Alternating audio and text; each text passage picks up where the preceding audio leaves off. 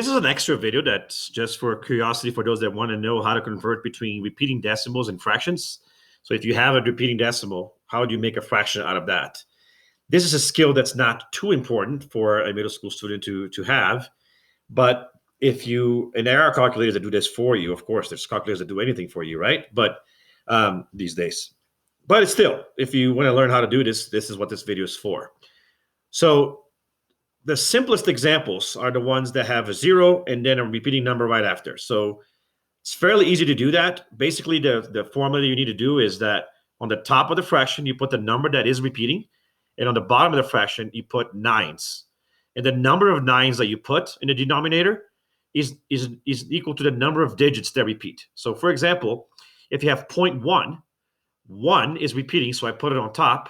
And since there's only one digit in the repeating number, I put a 9 on the bottom, and that works out.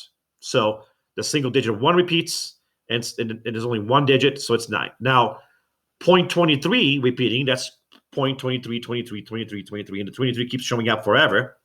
23 is repeating, so I put that on top.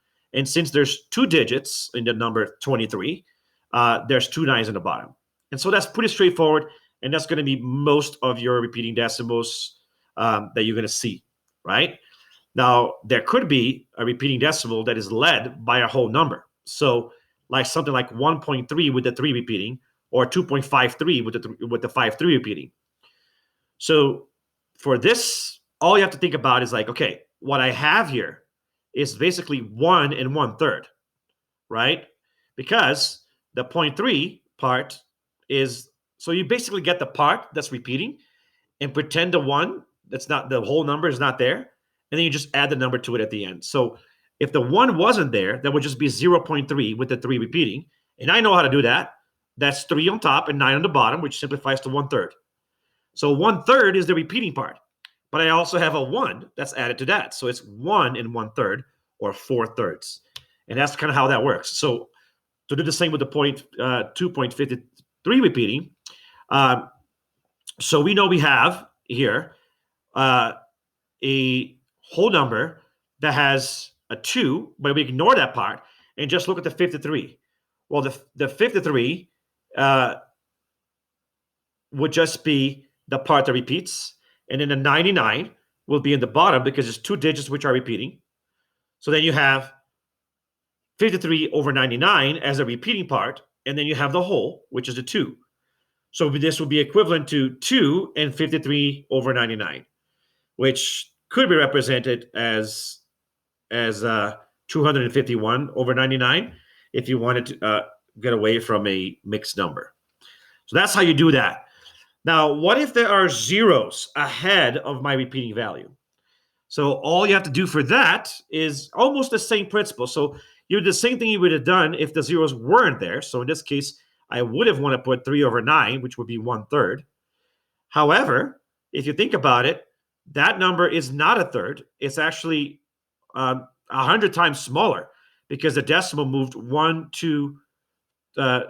twice to the left, because 0.3 divided by 100 gives you 0.003. So if you see, it's as if the decimal shifted twice to the left, and that means divided by 100.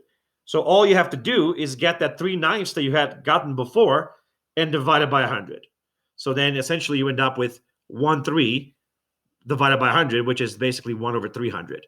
So another way of thinking about this is the simpler, is if you count the number of zeros there are before your repeating piece, you just add that many zeros after the 9s that you listed on the bottom. So that's kind of how I do it. So these are the most common ones for sure. And they're all essentially the same thing. You get the repeating part, put it on top. The number of digits in the repeating part, that's the number of 9s in the bottom. If there's a whole, you have to add the whole to it. And if there's zeros leading up from it, you add the zeros after the 9s. And that's kind of like how I remember when I was going to school and I actually needed to learn this. But there are some additional, more complicated versions. So for example, on this one, you have a leading number, except it's leading it after the zero. So it's not like the whole number is being added to it. But the principle is kind of the same. It's as if you were getting that repeating part and then adding to that part a part that's not repeating. So we already talked about so if you pretended that these were all zeros, there was no 58 there, then you would figure out how that works. That would just be 3 over 900, which figured out how to do that 2 seconds ago. But there's a 58 there, not zeros. But we know that 58, if the 3 wasn't there, that would just be 58 hundredths. So really what you have here is 0.58 plus 0.003 with the 3 repeating, right? That's what you can build that number that way.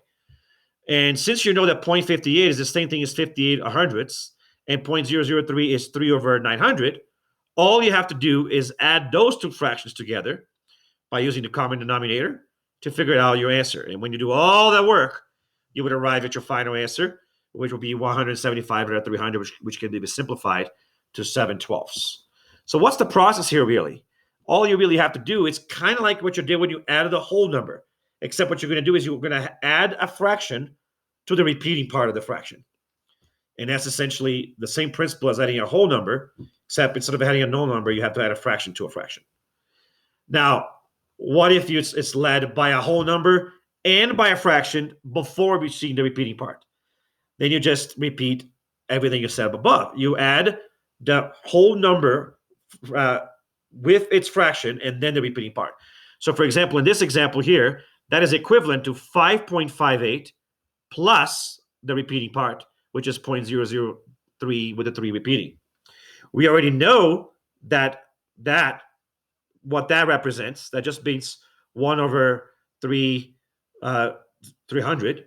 And we know that we can write 7.58 as 758 over 100. And so we just add those fractions to the common denominator and find your answer. In this case, it would have been 91/12 after simplifying. So that's it in a nutshell. And you just got to practice that a lot if you're interested. There are lots of kind of counting practice out there. There's worksheets you can find. And if you're interested, I can give you one as well if you're one of my students. But you should really need to learn this in middle school unless you're really curious and really want to learn it. But I decided to make a video about it anyways. So that's converting repeating decimals to fractions. I hope you found it helpful.